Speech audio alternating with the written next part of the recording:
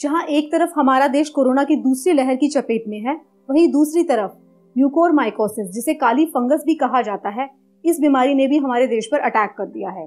ये बीमारी कोरोना से भी ज्यादा घातक साबित हो रही है। बीमारी क्या होती है, ये कहाँ मिलती है, क्या कोरोना से अफेक्टेड सारे पेशेंट्स को ये बीमारी हो सकती है, इसके क्या शुरुआती लक्षण हैं, इससे बचाव का क्या तरीका है और किस तरीके से इसका इलाज किया जा सकता है। आप सभी लोगों का स्वागत है ज़ुमेक्सा क्लासेस पर and I am doctor Ranjita. So let's discuss mucormycosis, जिसको ब्लैक फंगस भी कहा जाता है, जिसे काली फफूंद कहते हैं। ये एक बहुत ही रेयर तरीके का इन्फेक्शन है, लेकिन बहुत घातक इन्फेक्शन है। ये जनरली उन लोगों को अफेक्ट करता है जिनकी इम्यूनिटी लो हो चुकी है किसी कारणवश। ये कहाँ पाया जाता है? ये हर जगह पाया जाता है। ये हमेशा से हमारे एनवायरनमेंट में मौजूद था, हमारे पर्यावरण में हमेशा था। ऐसा नहीं है कि फंगस, ये वाली फंगस जो है हमने आज इसको खोजा है, या ये कोरोना वायरस की तरह ये आज हमारे देश में आया है। ये हमेशा से हमारे देश में नहीं, सभी देशों में प्रेजेंट था। ये कहीं पे भी मिलता है, सॉइल में मिल सकता है, मिट्टी में मिलता है, खाद में मिलता है, सड़े हुए फल सब्जियों के बीच में मिल सकता है। ऐसी कंस्ट्रक्शन साइट्स जहाँ पर की रोशनी नहीं आ रही है, जहाँ पे नमी है, वहाँ हो सकता है। हॉस्पिटल्स के अंदर हो सकता है। तो ये फंगस को ग्रो करने के, ये जो फंगस है ये ग्रो कहाँ पे करता है? इसको सबसे अच्छा ग्रो करने का जो एनवायरनमेंट है वो होता है जहाँ पे नमी है, जहाँ पे गर्मी है और जहाँ पर अंधेरा है, जहाँ पे सूरज की रोशनी नहीं आ रही है। तो ये उस फंगस को ग्रो करने का, उसको बढ़ने का सबसे अच्छा एनवायरनमेंट है। तो ये ऐसी किसी भी जगह पर मिल सकता है। ये हमारी हवा में भी मिलता है। ये हमेशा यहाँ पे प्रेजेंट था। तो ये कोई नई चीज़ नहीं है जो कि अचानक कोरोना वायरस की तरह आ गई है हमारे देश में। ये हमेशा से प्रेजेंट थी। तो ये चीज़ आपको अच्छे से समझनी पड़ेगी। सेकेंड, इसके साइन और सिम्टम्स क्या होते हैं? जब भी किसी पेशेंट को ये फंगस इन्फेक्ट करती है, उसे म्यूकोरमाइकोसिस होता है, तो उसके कुछ शुरुआती लक्षण होते हैं जिनको आपको बहुत ध्यान से ऑब्जर्व करना होता है। अगर आप शुरुआती लक्षण को पहचान लेंगे और शुरुआती लक्षण के वक्त ही आप अपना सही उपचार ले लेंगे, तो ये फंगस बिल्कुल घातक नहीं होगा। इस फंगस के शुरुआती लक्षण होते हैं, आंखों में दर्द होता है, आंखें लाल हो जाती है, स्वेलिंग आ जाती है आंखों में, नाक के पास स्वेलिंग आ जाती है, आंख और नाक के पास काले धब्बे पड़ जाते हैं, आंखों की पलकें गिरने लगती हैं, नाक से काला तरल पदार्थ निकल सकता है, खून आ सकता है नाक से, सर दर्द होता है, सांस लेने में तकलीफ हो सकती है, बुखार हो सकता है, खांसी हो सकती है और कई बार खून की उल्टी तक आ सकती है। और अगर ब्रेन को अफेक्ट कर देती है ये फंगस, तो हमें हमारी मेंटल कंडीशन तक ऑल्टर हो सकती है। तो ये सारे शुरुआती लक्षण होते हैं जिनको कि आप पहचान कर अपने डॉक्टर से सलाह लेके इसको ट्रीट कर सकते हैं। इसका ट्रीटमेंट हो सकता है। इसको इतना खतरनाक क्यों बोला जा रहा है? क्यों ये इतनी खतरनाक है? ये खतरनाक इसलिए है क्योंकि इस फंगस के इन्फेक्शन में जो डेथ का रेट है बाकी किसी और बीमारी के बनिस्बत बहुत ज़्यादा है। अगर कोई और बीमारी उतना पेशेंट्स को नहीं मारती है जितना कि ये पेशेंट्स को मार देती है, अगर ये हो जाए। पहली बात तो ये इतनी आसानी से होती नहीं है। अगर ये होती है तो ये बहुत खतरनाक होती है। अगर ये HIV के पेशेंट्स या ऐसे किसी पेशेंट जिसकी इम्यूनिटी बहुत लो है, अगर उनको हो जाती है तो डेथ रेट मतलब मोर देन 90% होता है। ये इसलिए इतनी खतरनाक है क्योंकि ये हमारे न्यूरोलॉजिकल फंक्शन, ये हमारी जो नर्व्स हैं उसको इन्वॉल्व कर लेती है। ये इसलिए खतरनाक है, ये अंधापन तक ले आती है। अंधे हो सकते हैं पेशेंट, उसकी दोनों आंखें जा सकती हैं, ब्रेन में और उनकी फेफड़े में खून के थक्के जम सकते हैं, जिससे अल्टीमेटली स्ट्रोक हो सकता है। इसलिए ये बहुत ज़्यादा डेंजरस फंगस बोलते हैं इसको। आप इसमें कुछ केसेस देखिए। ये जो पेशेंट है इसकी आंख पूरी इन्वॉल्व हो चुकी है और ये पूरी आंख इसकी खराब हो गई है। इस पेशेंट के केस में इसकी नाक, इसकी आंख, इसका जो साइनस है, तीनों इन्वॉल्व हो चुके हैं और ये बहुत ही सीवियर केस है। देखिए आप इसको, इसमें नाक, ऊपर वाला होठ, गाल, आंख सब कुछ इन्वॉल्व है, दोनों आंखें, इनफैक्ट दोनों तरफ स्वेलिंग आई है। तो ये काफ़ी सीवियर फॉर्म ऑफ म्यूकोरमाइकोसिस हुआ है इसको, इसलिए इसको बहुत डेंजरस बोला जा रहा है। और क्या ये किसी को भी हो सकती है? जितने भी कोविड पेशेंट हैं, क्या सभी इसकी चपेट में आ सकते हैं? तो इसका जवाब है नहीं। सब लोग इसकी चपेट में आने के चांसेस उतने नहीं हैं जितना कि वो पेशेंट्स आ सकते हैं। उनके अंदर चांसेस ज़्यादा होते हैं जो कि जिनकी इम्यूनिटी लो है, जैसे डायबिटीज़ के पेशेंट, वो पेशेंट डायबिटीज़ के जो कि इंसुलिन लेते हैं, कैंसर के पेशेंट्स, ऑर्गन ट्रांसप्लांट के पेशेंट, स्टेम सेल थेरेपी वाले पेशेंट, ऐसे पेशेंट जिनकी WBC काउंट लो है, ऐसे पेशेंट जो बहुत लंबे समय से स्टेरॉइड्स खा रहे हैं, ऐसे पेशेंट जो इंजेक्शन वाली ड्रग्स लेते हैं, जिनकी सर्जरीज हुई हैं, स्किन की कोई सर्जरी हुई है, प्रीमेच्योर बच्चे, इन सब कैटेगरी के पेशेंट्स की इम्यूनिटी कम होती है, लो होती है, इसलिए इनके अंदर चांसेस बहुत ज़्यादा होते हैं ये इन्फेक्शन होने। दूसरा एक बहुत सवाल सबके दिमाग में आता है, क्या ये कंटैजियस है? तो इसका जवाब है नहीं, ये कंटैजियस नहीं है। मतलब ऐसा नहीं होगा कि अगर आपके आसपास या आपके घर में कोई म्यूकोरमाइकोसिस का पेशेंट है तो आपको उसको छूने से या उसके पास सांस लेने से फैल जाएगा। ये देखिए, ये कंटेजन कैसे होता है, कंटेजियस डिजीज क्या होती है, वो ड्रॉपलेट्स के थ्रू फैलती हैं।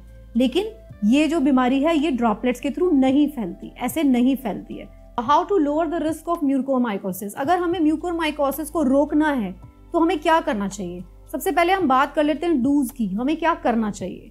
जो हमें क्या करना चाहिए उसकी बात हम कर लेते हैं। एक तो अपना हाइपरग्लाइसीमिया मतलब ग्लूकोज का लेवल जो है उसे मॉनिटर करना चाहिए। जो भी पेशेंट कोविड से ठीक हो चुके हैं, जो डायबिटीज वाले पेशेंट्स हैं, उनको घर पहुंचने के बाद अपना कोविड से ठीक होने के बाद नेक्स्ट कम से कम 1-1.5 महीने तक अपना रोज ग्लूकोज मॉनिटर करना चाहिए, कम से कम दिन में 3-4 बार। अगर ग्लूकोज का लेवल ऊपर नीचे आता है तो आप तुरंत अपने डॉक्टर की सलाह लें और अपने दवाइयों को उस तरीके से लें। तो आपका अगर ग्लूकोज कंट्रोल में रहेगा, ब्लड ग्लूकोज अगर कंट्रोल में रहेगा, तो ये इन्फेक्शन होने के चांसेस बहुत कम हो जाएंगे। जो लोग स्टेरॉइड ले रहे हैं उनको स्टेरॉइड जो है उसका डोज, उसका टाइम जो है बिल्कुल सही तरीके से लेना चाहिए। स्टेरॉइड की जो आपकी थेरेपी चल रही है उसको बहुत सही तरीके से आपको इस्तेमाल करना है। अगर जो लोग ऑक्सीजन ले रहे हैं, ऑक्सीजन थेरेपी, वो उसमें ह्यूमिडिफायर का यूज़ करते हैं, तो उस ह्यूमिडिफायर में स्टेराइल वाटर डालना है। उस ह्यूमिडिफायर में स्टेराइल वाटर डालें, उसको रोज़ कम से कम 2 बार ज़रूर धोकर साफ़ करें। उसके अंदर इन्फेक्शन होने के चांसेस हो सकते हैं। हो सकता है कि उसके अंदर भी म्यूकोर नाम का फंगस आ चुका हो, तो उस पानी को आप ज़रूर चेंज करें। जो लोग एंटीबायोटिक्स लेते हैं वो उसको डॉक्टर की सलाह से लें। एंटीबायोटिक और एंटी फंगल अगर कोई दवाएं लेते हैं तो उसको डॉक्टर की सलाह से ही लेना है आपको हमेशा। क्या आपको नहीं करना? तो आपको कभी भी वार्निंग साइंस जब भी आ रहे हैं, जो हमने साइंस पहले डिस्कस किए थे, उसमें से कोई भी साइन अगर आपको आ रहा है तो उसे इग्नोर नहीं करना। स्पेशली जब आप कोविड से ठीक हुए हैं और अगर आपके अंदर कोई भी ऐसा लक्षण है, कोई आप डायबिटिक हैं, तो आपको कोई भी साइन आता है तो आपको उसे इग्नोर नहीं करना। Do not consider all cases. आपको ये नहीं सोचना है कि अगर आपकी नाक बंद है या सांस लेने में तकलीफ है तो वो आपको साइनोसाइटिस है, ऐसा आपको नहीं सोचना है। अगर आपको लग रहा है कि आपकी नाक में तकलीफ हो रही है तो अपने ENT से मिलें और चेक करवाएं कि कहीं आपको फंगल इन्फेक्शन तो नहीं हो रहा है। Do not hesitate to seek aggressive investigation, मतलब आपको अपना चेकअप कराना है, आपको अपना सैंपल देना पड़ेगा। अगर आपको कोई भी साइन आता है इस पहले वाले साइंस में से, तो आपको सैंपल देना चाहिए, चेक करवाना चाहिए कि आपको फंगल इन्फेक्शन तो नहीं है। अगर आप सही टाइम पे इसको पकड़ पाते हैं, कि स्टार्टिंग में अगर आप इसको पकड़ पाते हैं कि आपको म्यूकोरमाइकोसिस हुआ है अगर किसी को, तो इसमें कोई भी आपका आंख निकालने की, नाक निकालने की कोई ज़रूरत नहीं पड़ेगी। तो आप ठीक हो सकते हैं थेरेपी से। लेकिन उसमें तभी ज़रूरत पड़ती है, आंख निकालने वाले केसेस तभी आते हैं जबकि पेशेंट जो है बिल्कुल लास्ट स्टेज में आता है, उसका पूरा का पूरा फंगस ने पूरा इन्फेक्शन क्रिएट कर दिया होता है उसके बॉडी में। तो जब भी कोई ऐसा साइन या सिम्टम आए तुरंत आप डॉक्टर के पास जाएं। अगर शुरुआत में चले जाते हैं तो पेशेंट को बचाया जा सकता है। प्रिवेंट कैसे इसको हम कर सकते हैं, इसको होने से हम रोक कैसे सकते हैं? तो आपको क्या करना है, मैंने जैसा आपको बताया कि ये फंगस हमेशा से एनवायरनमेंट में मौजूद है, तो हमें क्या करना है, हमें मास्क लगाना है। जो भी लोग पेशेंट जो कोविड से ठीक हुए हैं, चाहे वो इम्यूनो कॉम्प्रोमाइज पेशेंट नहीं है, तो भी मैं उनको कह रही हूँ, क्योंकि स्टेरॉइड थेरेपी पे जो भी पेशेंट्स रहे हैं उनको मास्क यूज़ करना चाहिए। जब भी वो डस्ट वाली जगह पे जाएं, कंस्ट्रक्शन साइट पे जाएं, क्योंकि वहाँ पे फंगस हो सकती है, तो हमेशा मास्क यूज़ करें। जब भी आप कोई भी ऐसा काम कर रहे हैं, मिट्टी जिसमें लगी हुई है, तो हमेशा शूज़ पहने, ट्राउजर्स, लंबी बाजू के कपड़े पहने, ग्लव्स पहने हाथों में काम करते वक्त। जहाँ पे भी आपको मिट्टी में हाथ डालना है, खाद में हाथ डालना है, तो अपने हाथों में ग्लव्स ज़रूर पहने। आपको क्या करना है, तीसरा जो सबसे इंपॉर्टेंट चीज़ है वो है आपको अपनी पर्सनल हाइजीन मेंटेन रखनी है। मतलब क्या है इससे, अगर आपको लगता है कोविड से ठीक होने के बाद भी आप अपना मुंह, आंखें, नाक, कान सब जो है, हाथ पैर नहाएं अच्छे से रगड़ रगड़ के, ताकि अगर थोड़े भी चांसेस हैं फंगस आपके शरीर पे आ भी गया है तो वो आपके नहाने से पूरा चला जाए। और दिन में कम से कम 3-4 बार अपने आंख, मुंह, हाथ सबको धोएं। अब आप ये सोचेंगे कि क्या आपको कोई एंटी माइक्रोबियल सोप वगैरह यूज़ करने चाहिए, तो नहीं, उतना ज़रूरत नहीं है। आप एक नॉर्मल सोप से भी नहाएंगे तो भी ये सफिशिएंट रहेगा। तो क्या इस फंगस का ट्रीटमेंट किया जा सकता है? तो हाँ, इस फंगस का ट्रीटमेंट किया जा सकता है। जितना आप शुरुआती टाइम में इसको पहचान लेंगे और डॉक्टर के पास जाएंगे तो इसको पूरी तरीके से ठीक किया जा सकता है। इसके ट्रीटमेंट में सर्जरी और दवाएं दोनों शामिल है। दवाओं के केस में अगर मैं बात करती हूँ तो एक एम्फोटेरेसिन बी नाम की दवा इसमें यूज़ की जाती है, जिसको कभी भी बिना डॉक्टर के प्रिस्क्रिप्शन के यूज़ नहीं करना है। ये थोड़ी महंगी दवाई आती है, इसलिए इसको थोड़ा पेशेंट जो गरीब है वो थोड़ा अफोर्ड नहीं कर पा रहे हैं।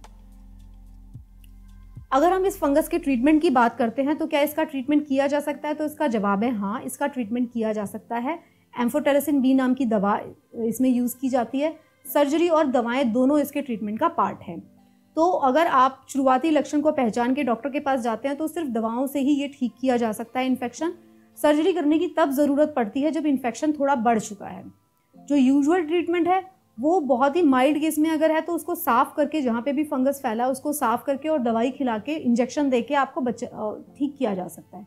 सर्जरी की ज़रूरत वहाँ पड़ती है जहाँ पे ये दूसरे पार्ट्स तक फैल गया है, जहाँ पे इस फंगस ने आपकी स्किन को, उसके अंदर वाले टिश्यूज़ को, उसकी लेयर्स को इन्वेड कर लिया, वहाँ पे उसने ग्रोथ करना शुरू कर दी, तब आपको सर्जरी करने की ज़रूरत पड़ती है। और सर्जरी में क्या होता है, सर्जरी में जो भी पार्ट इन्फेक्टेड होता है उसको निकाल दिया जाता है ताकि पेशेंट को आगे बचाया जा सके, उसके बाकी शरीर में ये फंगस ना फैले और उस फंगस के स्प्रेड को बचाया जा सके, इसलिए हमें सर्जरी करनी पड़ती है। ये एक सर्जरी का केस दिखाया गया इस, जैसे कि पेशेंट की आंख में अगर हो गया तो ये पेशेंट की सर्जरी की गई है जिसमें उसकी आंख को रिमूव कर दिया गया है। तो आपने अभी तक के इस लेक्चर में जाना कि म्यूकोरमाइकोसिस जो इन्फेक्शन है ये हर किसी को नहीं होता, ये सिर्फ उन्हीं लोगों को हो सकता है जिनकी इम्यूनिटी लो है।